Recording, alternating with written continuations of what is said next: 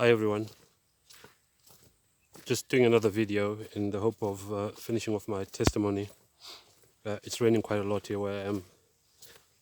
Uh, the sun did come out earlier after we had some heavy rains, so I'm just taking this opportunity to record this before it starts raining again. We've got some dark clouds above me, but hopefully I can finish the video and actually conclude my testimony before moving on to other things that I want to share.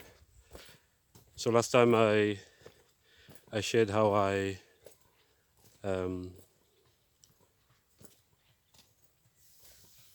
managed to save up a lot of money and buy myself a plane ticket when the economy in Zimbabwe tanked, which obviously caused a lot of suffering to those who didn't have an opportunity to go and live elsewhere or work elsewhere. But as for me, I managed to go to the UK. There are some things I forgot to mention though. When I saved up my money, which I also invested and managed to earn some interest, I still didn't quite have enough money for me to purchase a plane ticket, because what you have to bear in mind is that at this point when the Zimbabwe dollar tanked, it was going down in value almost on a daily or weekly basis. So the plane tickets were actually changing price all the time. So the money that I needed to buy my plane ticket was just short by maybe a few hundred Zimbabwe dollars. So I asked my mother to help me with that, so I could have enough money to purchase my ticket. But like I mentioned last time, I was discouraged, and also one of the things that was said to me was that my wife, who was my girlfriend at the time, should help me. My mom actually said, "Why doesn't your girlfriend help you?" But she eventually did help me with that little bit of money that I was asking for, but that was done reluctantly. And so having been discouraged from going to the UK, what I found interesting was that my mom was actually waiting for me at the airport when I got to the UK. So she told me not to go to the UK, claiming that it was dangerous, which is false. The UK is no more dangerous than being in Zimbabwe or most other countries.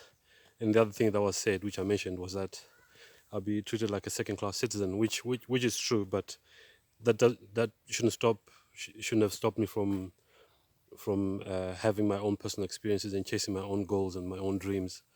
So I didn't take that advice. What I forgot to mention, which is quite important, is that when I was in the UK, I did face quite a lot of racism and discrimination.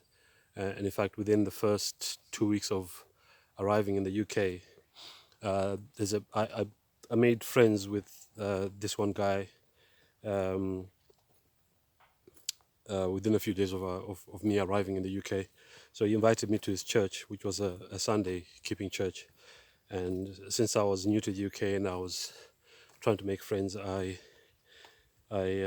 accepted his invitation to go to church with him. But on our way to church, I think we'd just come off a bus or train. We were now walking on foot because we're near the church. And as we were walking,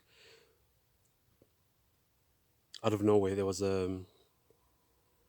someone shouted some obscenities at us, the two of us.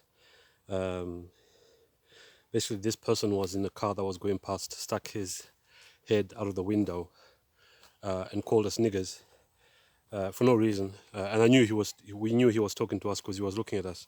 So, like I said, that was my experience of being a newcomer in the UK and being racially abused within the first 2 weeks of arrival. And I faced a lot more racism, both when I was in the army and the other jobs that I worked. where I was told that I was a monkey, and um, many times I was told to go back to your country, and there's a recurring question which I found that other Africans are often asked in the UK, and that question is, when are you going back? When are you going back to your country? Which can become annoying sometimes because it doesn't make you feel like you're welcome in the UK when you are constantly being asked that question. Sometimes you can be asked that question within 5 minutes of meeting someone for the first time. So yeah, so I mentioned that I was in the army. I joined the army. Um,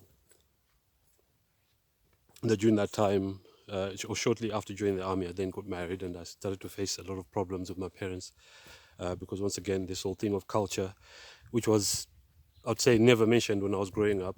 The main issue when I was growing up, when I was a child, was that I was supposed to go to church.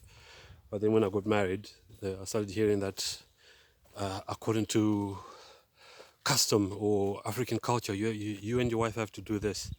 So that came as a surprise to me that I had to do a lot of things that I was even supposed to be buying my siblings.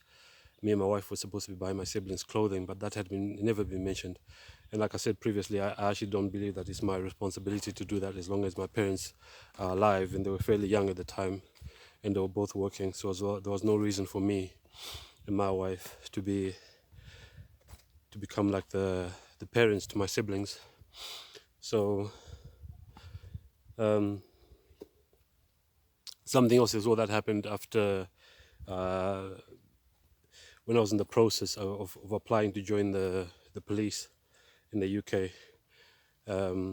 I had this habit of telling my parents my plans because I thought they were going to support me. Since, like I said last time, when parents have a child who's doing good, there's no reason for them to be discouraging that child. But so I used to tell my parents my plans, my future plans, thinking that they would support me. But when I mentioned that I wanted to join the police, my mum initially was the one who said, she discouraged me again. She said she knew, she had a friend who knew of someone whose child died in police custody, and obviously this child, that this person that died in custody was black, and for some reason that was supposed to be a reason for me not to join the police. And then afterwards, my dad also discouraged me, and I remember one time it was actually a phone call. A specific reason for the phone call was that he wanted to tell me not to join the police. He said, "Why don't you do nursing instead?" So I said, I wasn't interested. Um, I said I didn't want to do that. By this point, I was nearly going through the end stages of getting through my application to join the police. So I successfully joined the police. Didn't pay attention to any of that bad advice. I would say the police was the best job the best paying job that I had in the UK, and that job helped me and my wife to purchase a property here in Zimbabwe with 11 hectares of land with a house on it, which is where I am right now. So I'll get to that story later on.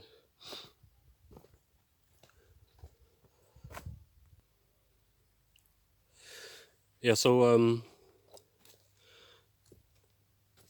like I mentioned in my previous video that when I was in college, I started trying to be a bit more serious with my faith. Some of you may be questioning why, after all the things that I went through as a child, with all the abuse from my parents, who said they were well, my mum was a Seventh Day Adventist. My dad didn't go to church, but with all the abuse that I experienced at home and all the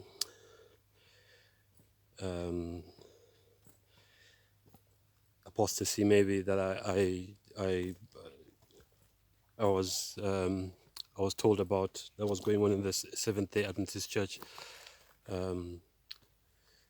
Why would I continue to go to church and be a Seventh Day Adventist? Well, what actually kept me in the Seventh-day Adventist Church was prophecy. And there are actually two main reasons why I'm a Christian today. It's because I know that God's word is true, mostly because of prophecy, because prophecy has been fulfilled and continues to be fulfilled, and also because of what Christ has done for me. Those are I would say, the two main reasons why even today I'm a Christian, in spite of everything that has happened to me, and sometimes even at the hands of other Christians. And I also I mentioned the issue of racism in the UK. I found that even in church, I experienced what I deemed to have been things that happened to me that were caused by racism. Because something that happened to me in the UK is that I fell out with a certain brother, a white brother in the UK, because I felt he was trying to dominate me. But I might have said some things to him that I did say some things to him that he didn't like, and because of that, he went around telling everyone what I'd said to him on email. And I found that some of the white brothers and sisters in the church started ignoring me, even not say hi to them. They ignore me and walk past me without saying hi or anything like that. And one of the brothers there even used the pulpit to talk about me. You know, instead of approaching me and talking to me privately and asking me what had actually happened, he used the pulpit to preach about me in front of the church without mentioning my name. But obviously I knew he was talking about me. But that's something else that I found. And also I also learned that even in the US, in America, there's you know, churches are split. You know, so there's white churches. If you're white, you go to a white church, and if you're black, you go to a black church. And actually, my brother, this is something else. Something else I forgot to mention was that, so I was told that I shouldn't go to the UK because it's dangerous and all this. But most of my family ended up in the UK. My parents were both in the UK. After having gone back to Zimbabwe and their plans failed, they then went back to the UK. And my three last brothers also went to the UK and were staying with my mum. And then my brother, who follows me, who's a pastor in the SD church, he couldn't pay for his own plane ticket because he wanted to go to America with his wife. But I was told that basically I got a phone call from my dad saying that I should pay for his plane ticket. Something else that I'm talking about, I mentioned that I don't see why I should then become the parent to my siblings when my parents are still alive. But I wasn't even asked. Basically, it was demanded that I should pay for my brother's plane ticket because his wife's ticket was being paid for by her brother, who was in America already at that point. So and even when I said to my dad that I wanted to talk to my wife first, you know, the response that came back was, "Your wife can't say no," you know. So those are the kind of things I was dealing with. But just going back to the issue of racism, yeah, I mentioned that there's racism in the UK, and even in church. So yeah, it's very disappointing. So just still talking about church. Something else that I learned in the UK is that the Seventh-day Adventist churches in the UK are very corrupt. There's a lot of apostasy. Whilst I was in the UK with my family, we used to go to a church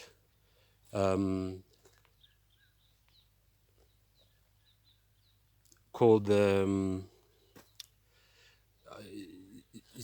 it's on the campus of Newbold College, where they train pastors and they offer other courses there. But there's a church on that campus. It's a Newbold church. So when we used to go there, they were ordaining women as elders and women as pastors, which is foreign to the Bible. I know that a lot of churches are doing that nowadays, but the fact is there are no women pastors in Scripture. Was one point they introduced Lent, which is actually